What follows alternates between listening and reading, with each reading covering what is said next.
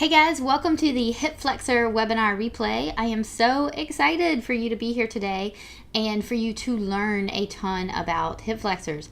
Now, I have added a bunch of bonus information since the live webinar to answer a bunch of email questions that I got. So you are getting not only the live webinar, but a ton of extra added information. And then at the end, be sure to check out the free sitting mini series where I'm going to take you through stuff that you can easily do in the car on a road trip or on an airplane or just sitting at your desk. So be sure to grab those and let me know what questions you have. Okay, this is an area of passion, and I'm going to give you a huge overview of how the body is connected. Okay, so that is what I want you to take away from this, is how connected your entire body is and how we can't just focus on one part to fix something. Let's go ahead and dive in and get started. We're going to be going through 5+ steps to loosen your tight hip flexors and strengthen your glutes and abs. All right, so let's go ahead and dive into that. I hope someone will throw the chat box at me or send me a text message if something goes wrong with tech issues, because on the full screen, I can't see the chat box. All right. You are in the right place. I'm guessing you're here because you're probably a little frustrated with your body and specifically your hip flexors. So I am here to help you, and I get that frustration. You deserve to have a body that feels really awesome. So I just want to take a second and thank you for investing your time right now. I promise I am not going to waste it. Your time is extremely valuable. I am going to talk really fast, and I am going to tell you a whole lot about hip flexors that you didn't even know existed. And my hope is that you can continue moving forward and do anything you want. So if you want crazy flexibility and you want to go rock climbing, and yes, I am hugging the wall for dear life, I want you to be able to do that with your hip flexors. All right, so thanks for investing this time in you. All right, ditch the distractions. If you have your phone out, if you're on other things on the computer, if you can just ditch those distractions and hang out till the end. I've got some really cool stuff to give you. And then I'm going to go ahead and apologize now for making your brain hurt just a little. So only make it hurt just a little. All right, my job today is to take really complex topics and break them down into something easy to understand.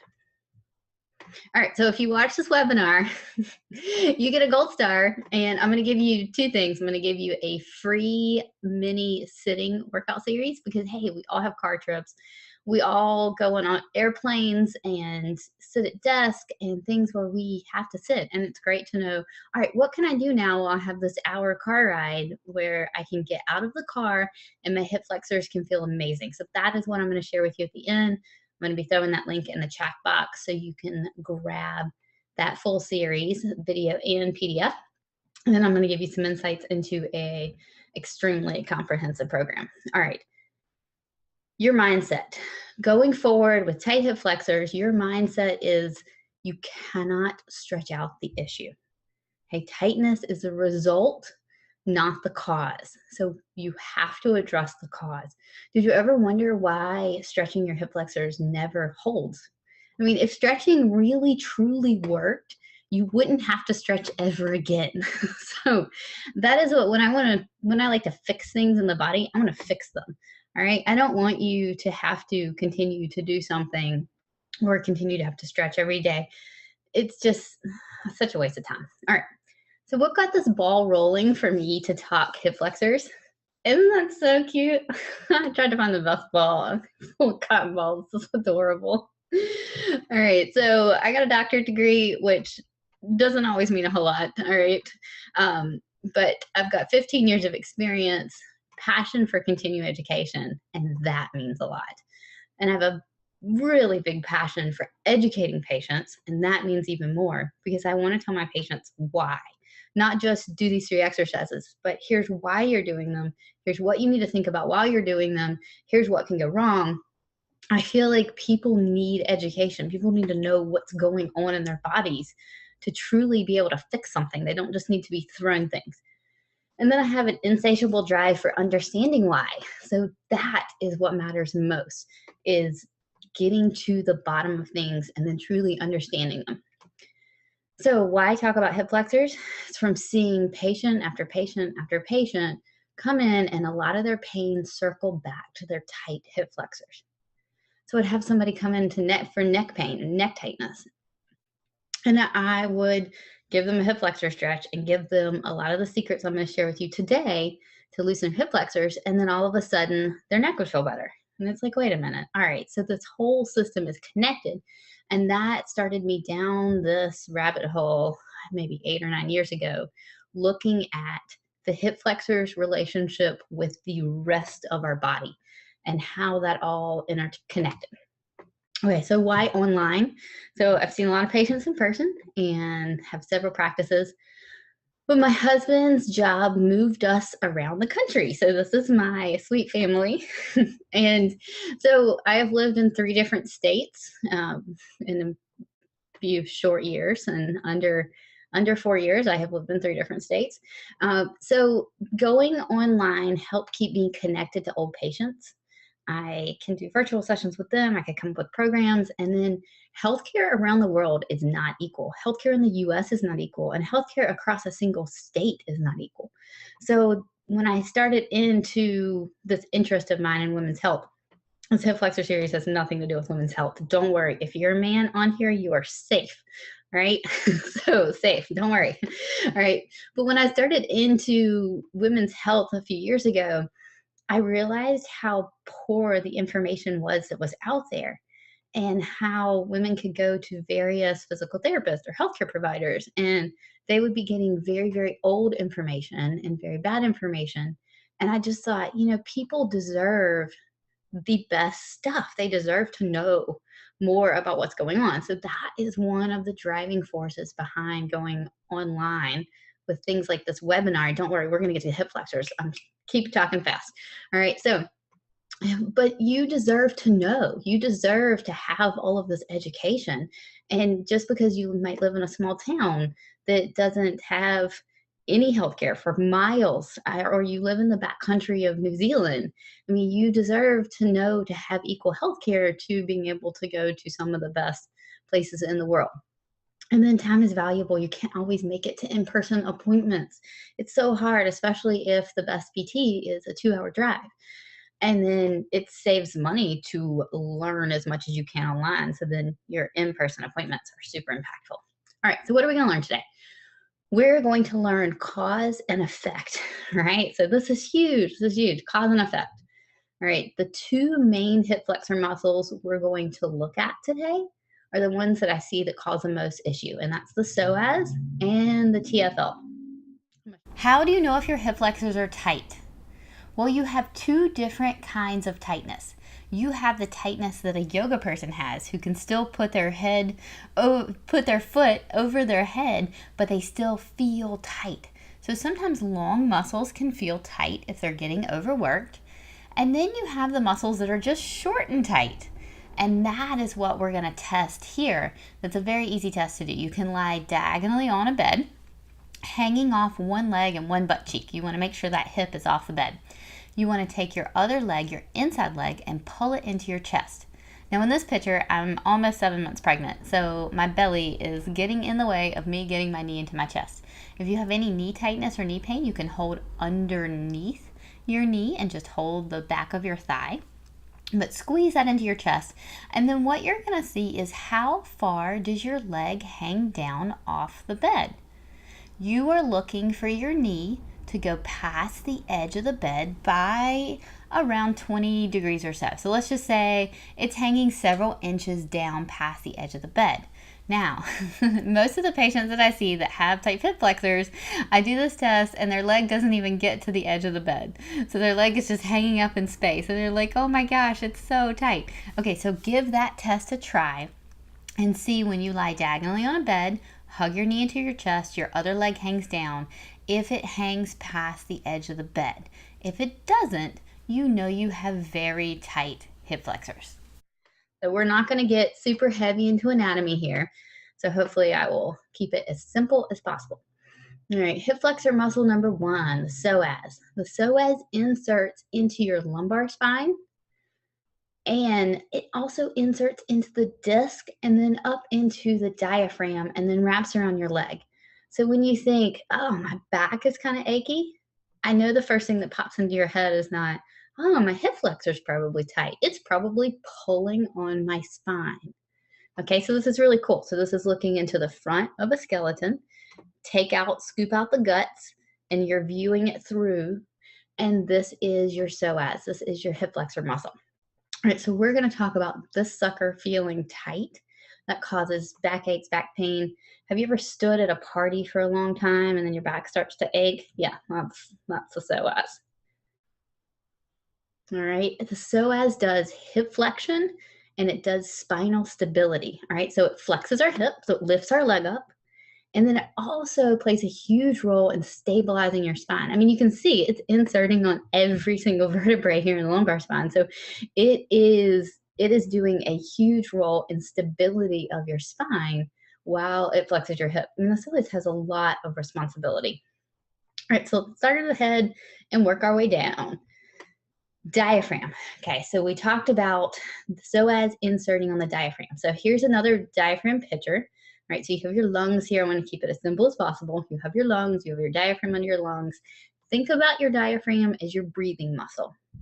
Okay, so when we take a big breath in, if our diaphragm is not at the best angle, it doesn't relieve stress off the hip flexor. But if our diaphragm is at the best angle, it relieves stress off of the hip flexor. So you take a big breath in, and if you have a really good breathing system in place, then your hip flexor says, oh, that was a nice little break. But if you don't have a good breathing system in place, you don't get back body expansion, then you don't get a little bit of slack on the psoas every single time you take a break, and that hip flexor can really start to pay. So let me show you some more examples of this. All right, so what the heck is back body expansion? And when we look at back body expansion, we look at a 360 expansion of our rib cage. So most people think belly breathing, belly breathing, belly breathing. But if we only belly breathe, that's like half of our umbrella, right? That's half of that diaphragm. That's not getting the whole thing to expand well. So we need to look at 360-degree expansion of that diaphragm, which means when you inhale, your back needs to move a little. And when your back moves a little, remember that picture of that psoas, it inserts into the back, then that is going to give that psoas a little break. Now, if you do not have back body expansion, what I often see in patients, and these are a few of my virtual patients that I took a couple of screenshots from, you can see that you end up with this little hip hinge here, not a hip hinge, a spine hinge, so a hinge point. So you end up with this little hinge point in your back. And you can see these are some diastasis patients that I've had, and I have a lot of men with diastasis, all right? So this is not just a woman's issue, okay? So you can see you have this hinge point here. And so when we think about that umbrella, this is our umbrella without 360 expansion. So you got your belly here and your belly's going out with each inhale, but we're not getting any back body expansion. So when that happens, you end up with a very tight back and tight hip flexors.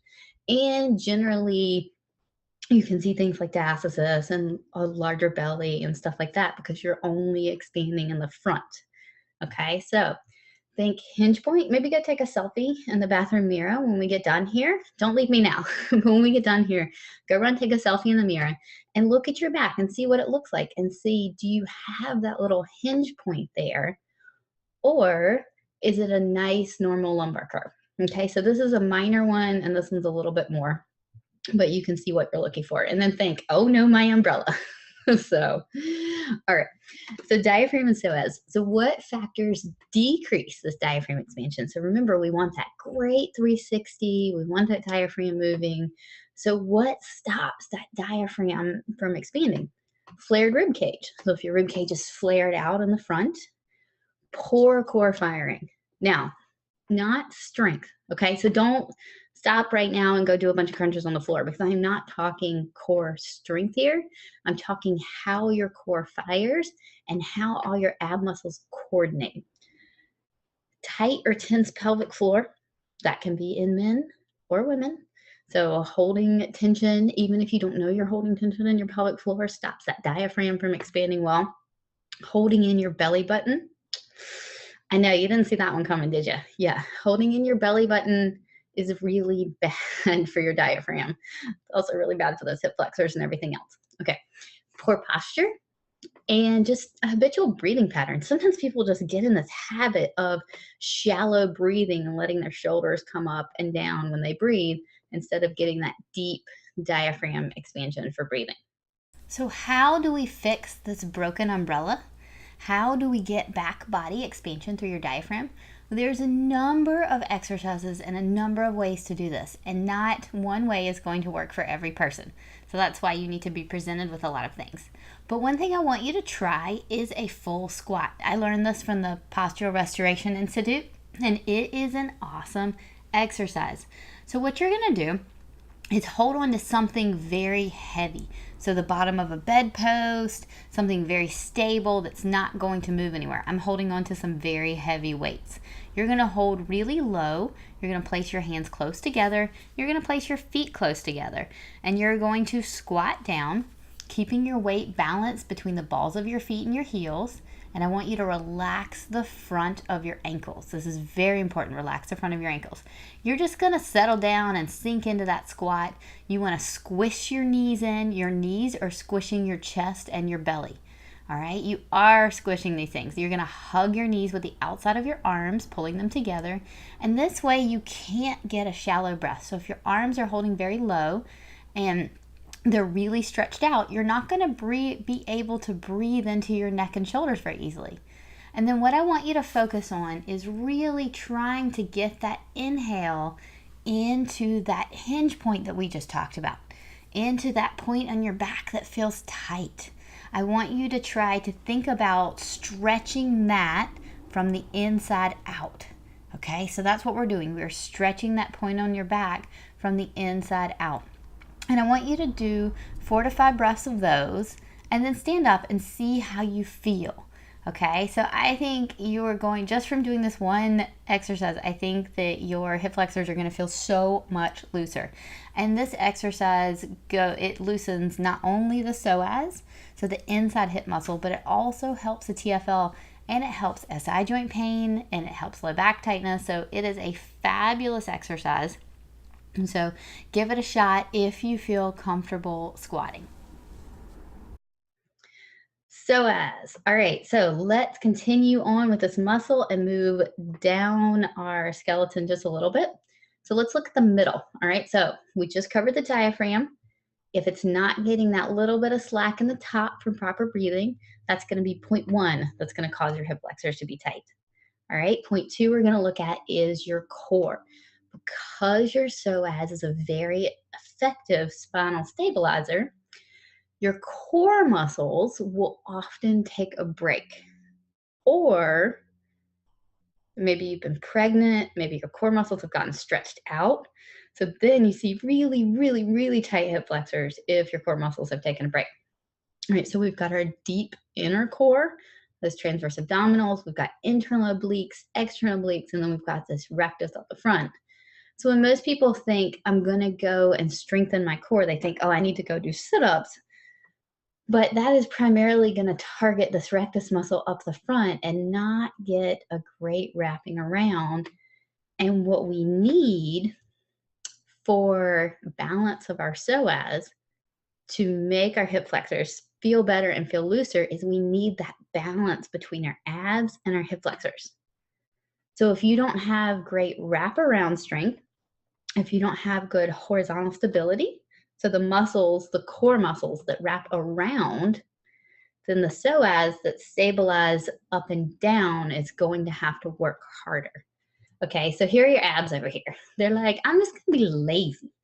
I don't want to have to work that hard. We got the psoas over here and it's just working overtime and it can do all the spinal stability for us.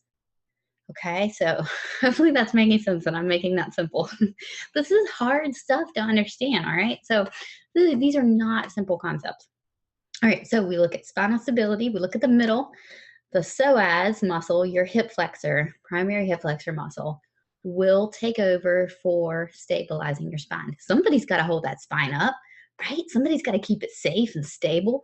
I mean, somebody has to do the job because you want to move and walk around. All right. You just don't want to lie in bed all day. All right. So psoas is over here working overtime, and your abs are back here taking a break. So part of what needs to be accomplished is getting great ab strength. All right, bottom line here, when any muscle works too much, it gets tight. And that's what's going on with that psoas. If you are overusing your psoas for spinal stability because you don't have proper core strength, not sit ups on the floor. I've seen some people that could outplank me, I mean, hands down, and do more sit-ups. I mean, just some super, super strong CrossFit athletes that I've dealt with that did not have balanced cores. So it's not about being strong, it's about being balanced. All right. So if you don't have a balanced core, your psoas is going to work too much because somebody's got to stabilize. Number 3, let's look at psoas and hip balance and weakness. So there's a whole lot of moving parts here, and everyone needs an equal share. All right, so we've got all kinds of deep hip rotators. We've got your adductors. There's that other hip flexor muscle we're getting ready to talk about, your TFL. We've got your iliacus down here, and there's another picture of that psoas.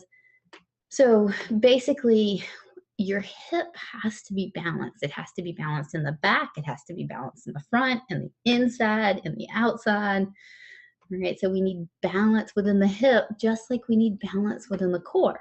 And if we don't have hip balance, then the hip flexor is going to have to work too hard. All right, so when we look at pelvic stability, we are going to look at the front, overworked, those are your hip flexors, and you need more, or you need perfect execution of the top. So your core, so you're thinking the surrounding, the top part of your pelvis. The inside, so the inside is going to be that iliacus muscle right here. So it's inside your pelvis. So we're going to go inside iliacus, adductors, those inner thighs, those deep rotators, think deep in your butt and your pelvic floor. So that inside and also needs to be strong, and it needs perfect execution. So sometimes we can get somebody working a little too much. And then in the back, we've got glutes and hamstrings and deep rotators. So basically, when you look at your hips, do you feel like your hips are perfect? Do you feel like your hips are firing exactly like they should and they're super strong and balanced? Or do you feel like maybe your inner thighs could use a little more strength, or maybe your glutes, and getting all that to work? So this is going to lead us into, this was a huge rabbit hole. So this is the cutest little rabbit. So, all right. So this is a rabbit hole we're not going to go down talking about in super detail because it can get really complicated. All right. So TFL, the other hip flexor muscle that I want to talk about today that generally presents an issue is this guy. So tensor fasciae latae. It sits in the front of your hip. So put your hand in your front pocket, and that is going to be resting right on that muscle. So this is your butt, this is the front, and there is your hip flexor muscle. So this hip flexor muscle works with your glute to form your iliotibial band, your IT band. And I'm guessing a couple of you have had IT band issues before. All right, so we've got IT band stabilization going on from this hip flexor muscle here. Okay, so is it a hip flexor or is it a pelvic stabilizer? All right, so you remember we looked at the psoas here that was working overtime on the spine if we didn't have good core strength and core balance. Psoas wraps around your leg, rotates your leg. So now we're looking at the pelvis because that TFL inserts on your pelvis. All right, what we need for that TFL, the front hip flexor, to feel loose. And this is the one that when people think I have tight hip flexors, this is the one they usually know the most about. This is the one where they actually feel it. This is the one you're attacking with your foam roller. All right, if you're foam rolling something in the front, you're foam rolling your TFL. So this guy is the one that really is such a big bully. He likes to take over. He likes to be really tight. He likes to do all the work. So if we look at front to back balance between our glutes, and this model right here has some good glute muscles. All right, so we look at glutes versus TFL front hip flexor, they need to be balanced in order to provide stability for the knee. Okay, so do you feel like your glutes are balanced with your hip flexor? And then if that's not the case, if we look at, so your abs aren't firing exactly like they should, that balances the top of your pelvis. Your pelvic floor might be a little tight or not working exactly like it should. That balances the bottom of your pelvis. And then we have all those deep rotators that sit inside your hip. And if they're not firing exactly like they should, and one of those rotators is that glute max muscle, then who do you think picks up the slack? You got it, that TFL. So back to the common theme. When any muscle works too much, it gets tight. All right, so how strong are your glutes? Right? The problem with this is that strengthening glutes can be really tough if your hip flexors want to take over. So I have seen some patients come in and they're like, oh yeah, my PT gave me bridges, they gave me sidewalks with the band, they gave me squats, and I don't really feel it in my glutes and they don't really seem to be getting stronger, and I'm still having this hip pain. And so I'm like, all right, well, let me see them. And I'm amazed at the amount of people that can do a bridge and never use their glutes. Okay. So you can do a bridge and just use your back, your paraspinal muscles, and your quads, the front of your thighs. All right. So I'm watching them do bridges and I'm like, yeah, that's all low back and quads. No wonder your glutes aren't getting stronger. Okay. So sometimes it's not as easy to work your glutes as you think it is, because you have to really pay attention and you have to be pretty precise. All right, so let's take a specific example of the hip and look at glute firing versus hamstring firing. I promised I wouldn't make this complicated, but you guys are starting to get a picture of how hard it is to loosen tight hip flexors, right? It can be a complicated topic. And that's why I think most people just say, here, stretch your hip flexors. Here's a stretch. Do it, 2 minutes a day. You'll be fine. Because there's so much that goes into loosening these suckers. All right. So let's dive in, hamstrings versus glutes and what that does to your hip. So if you don't have great glute muscles, then your hamstrings will want to kick in to help more than they should. So when you become hamstring dominant versus glute dominant, it has a longer pull and that shoves your hip forward in the socket. Who do you think helps to hold it in place? Oh, that psoas. Remember that picture of that psoas that was running right in front of your hip? So as when those hamstrings fire too much and that hip gets shoved forward in the socket, that hip flexor, that psoas muscle says, oh, I can help stop you. So then it gets rammed on and it tries to stabilize the hip because all of a sudden your femur, your leg is moving in the socket more than it should be for when you extend your hip. And that can even translate over into walking, simple things. I see it a lot in runners, especially looking at those ones with, maybe a chronic hamstring strain or something. All right. But when we look at what happens, so you end up with this movement, excessive movement in the hip. So you have your psoas that's preventing the forward movement of your hip.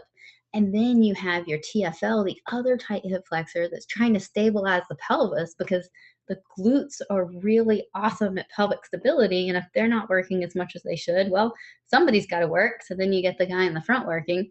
So then all of a sudden, both hip flexors are working overtime and all you did was extend your leg. So if we took this picture and we stood it upright, you can see how that would be walking, okay? Or trying to do any hip extension exercise that you're trying to do. And that's why you need to get those glutes working because they have a better vantage point for keeping the hip in the right place. And when that happens, your hip flexors don't have to work overtime and they become happy.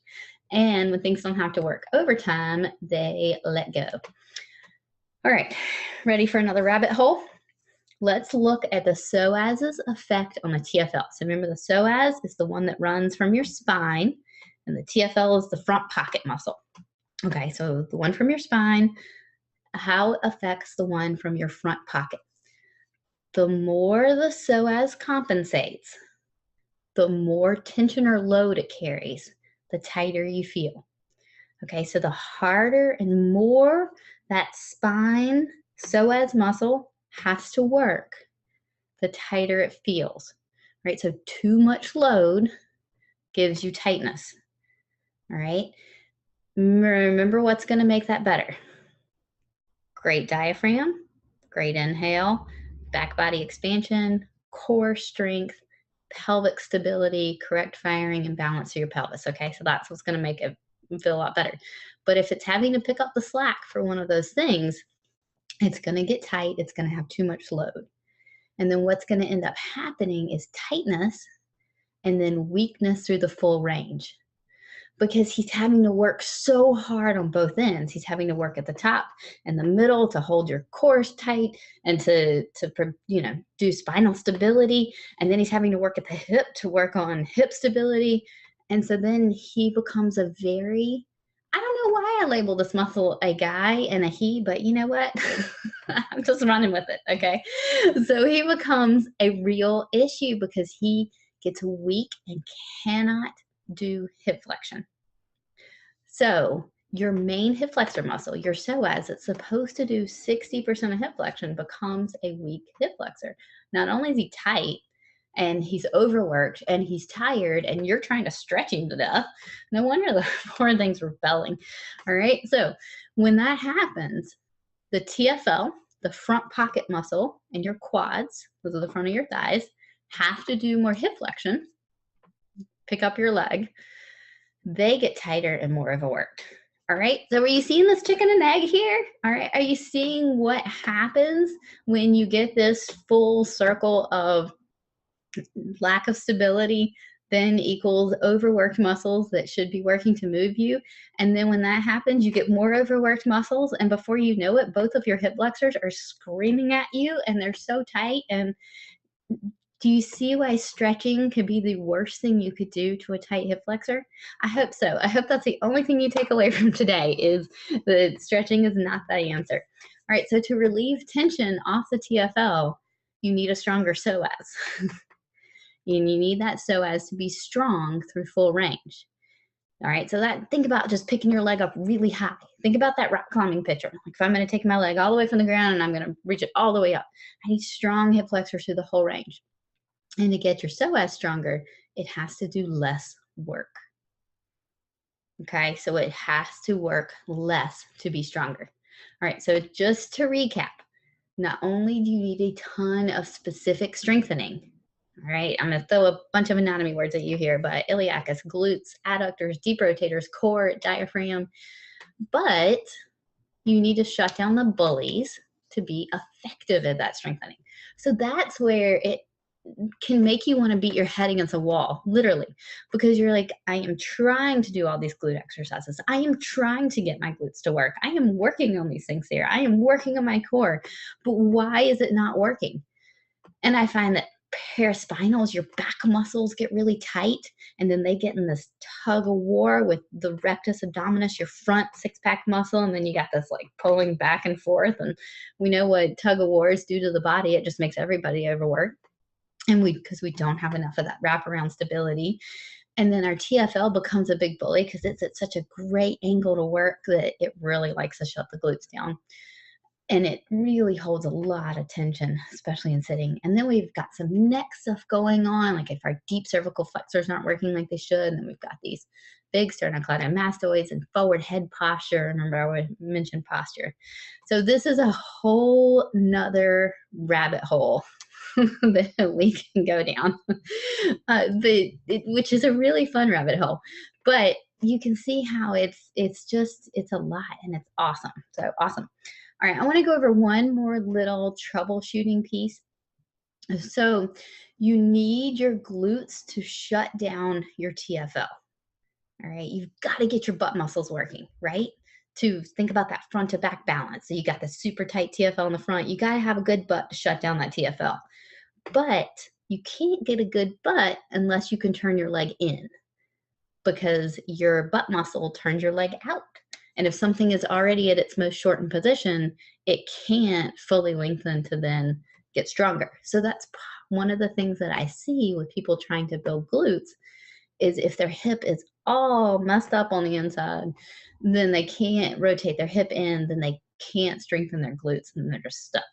All right, so work the hip in to increase the ability to strengthen out. So think about that, like one step forward before you can do glute work. I mean, one step back before you can take 2 steps forward. And then foot and arch strength is huge. So if your arches are collapsing and they're not strong, your hips are going to try to compensate. So think about it as your foundation is falling in. So if your foundation is falling in, then you need those glutes. And if your glutes don't work, your hip flexors are going to be super tight. And then the importance of posture and standing and sitting. So if you're lazy and you slouch and you hang forward on your hips, you're hanging forward on those hip flexors, and they're once again doing way too much work.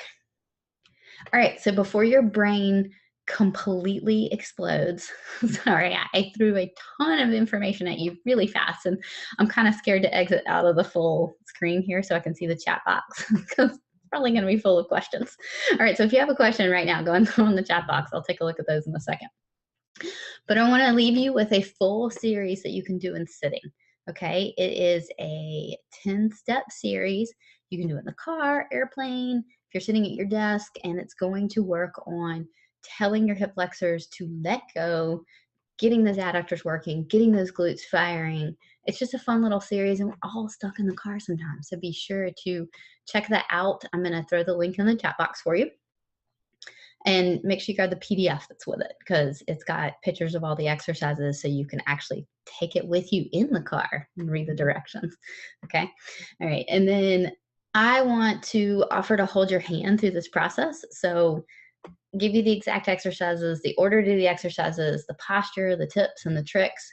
So I'm working on uploading a full program. It's about 8 to 12 weeks for a hip flexor program. And as you can see with everything I just went through, there's a whole lot that goes into loosening these hip flexors.